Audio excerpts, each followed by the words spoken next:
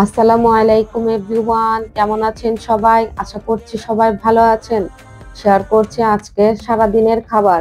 ব্রেকফাস্টে হাই পরোটার লগে ডিম পোস্ট, এরপরে আবার চা বানাই, ভাবলাম চা কি খালি খাবো, সাথে অর্ধেক পরোটার লগে হাই, তাই আবার চা দি পরোটা দিনে হাই। তারপরে আবার হাই বাহির থেকে আনা এই ভর্তাটা।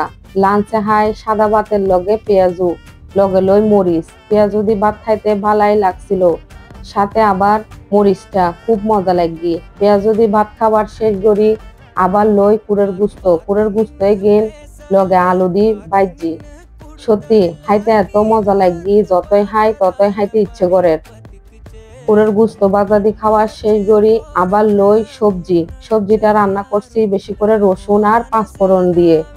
এরপরে হাই আইসক্রিমটা খেতে আমার খুব ভালো লাগে। তারপরে হাই চিপস। ডিনারে প্রথমে সাদা ভাতের লগে লই শুটকি বোনা এগিন এত জালই, তাই লগে হদ্দু লেবু লই শুটকি বোনা দিয়ে খাওয়া শেষ করে আবার লই বরহড়ি বাজি, লগে আলু দিয়ে না বাজি করছি। শেষে আবার লই দুয়ে ভাত।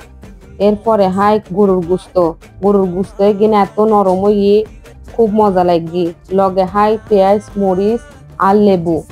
আলহামদুলিল্লাহ, এই ছিল আজকের সারাদিনের খাবার।